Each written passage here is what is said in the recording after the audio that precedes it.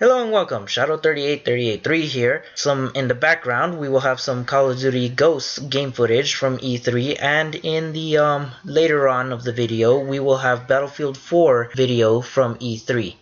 Now, the reason I'm making this video is because it's a big concern that I have right now because a lot of my friends are actually COD players, not myself, unfortunately, to some people, but still, I myself am not a Call of Duty player.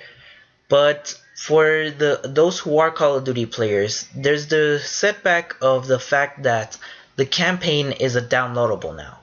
It does not come with the disc. You actually have to connect to the internet and download it yourself. A friend of mine just told me about that. I also looked it up. It's confirmed 3 gigabit download.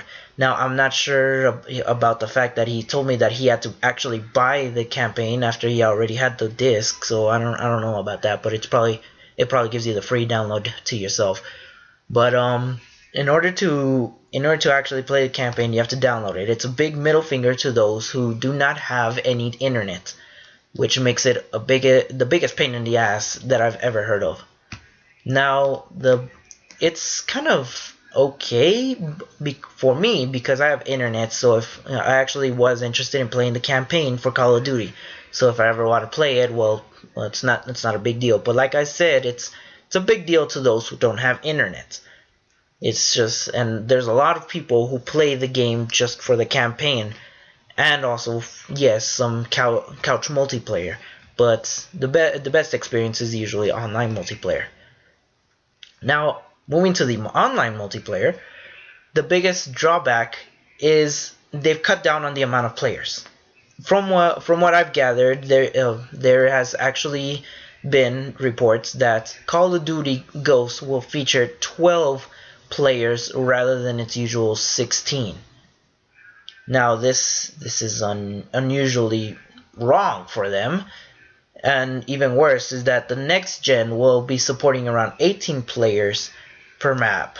So this really hurts them in the Call of Duty versus Battlefield war, because it's just not something you would go for.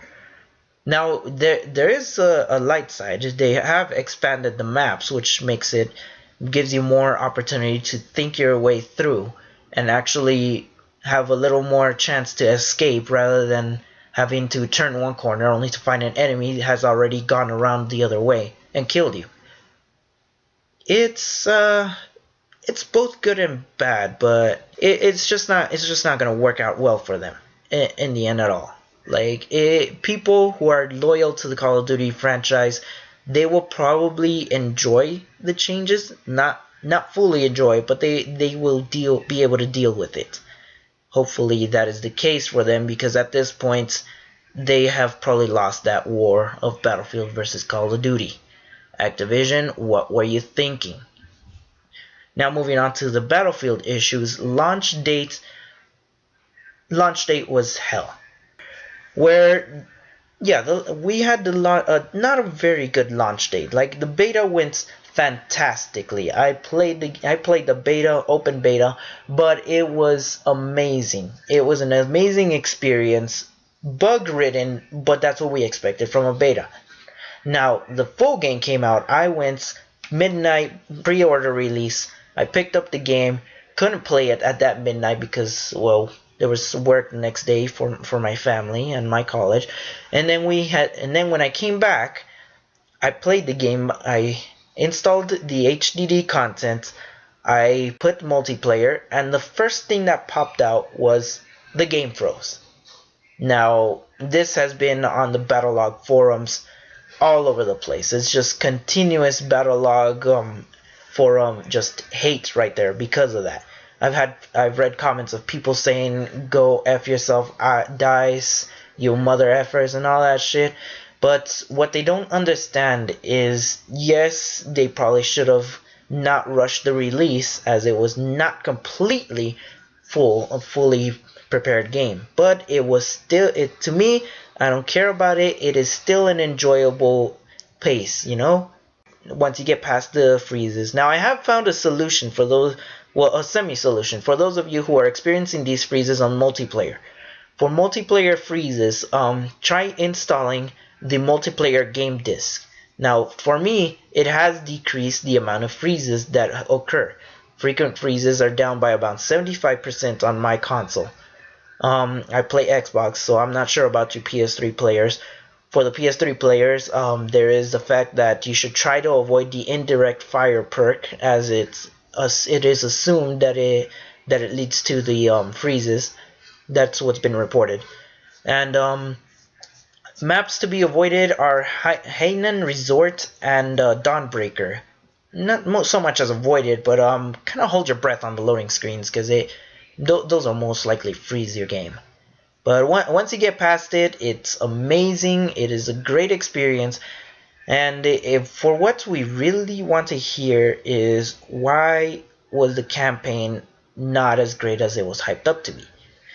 Now, Battlefield is not known for its campaigns, and everyone knows that's true, but it still is an enjoyable experience. Well, people pass it off as something that you should just play for a bit and whatever, just don't see it again. I actually loved this campaign. This was actually a little more thought through than the Battlefield 3 campaign. And for those who have played the Battlefield 3 campaign, I hope you had the same experience as I did when Dima made a return. Now, this was a big, amazing surprise for me, as I never expected a previous Battlefield character to come out. How he got to the prison, caught by the Chinese, I will never know, but hopefully they will provide an explanation somehow, and it was still nice to see him again. Now, the other multiplayer glitches that we've been having are mostly PC problems. People still freezing even after the server patch updates, which is kind of, it's acceptable in the fact that shit's gonna happen on PC more frequently than console. It's a lot harder with PCs because of the different hardware that we have out today, so people just calm down, they'll find some fix. It's gonna take a while. If you don't know how gaming design operates, then, well, I'm sorry to tell you that it takes a shitload of time, people. I myself am a computer scientist. I nearly deal with the same amounts of work that they have to do, except they have it worse. Just chill. Jesus. You're plaguing the forums talking about how, oh, this game is now shit just because you can't fucking play it. Well, Jesus, man. Everyone wanted these games out so early, and the developers wanted a lot of money as soon as possible, so they rushed the release on both games. Now, this may also work as an explanation to why Call of Duty's campaign is now an actual downloadable instead of on-disc content.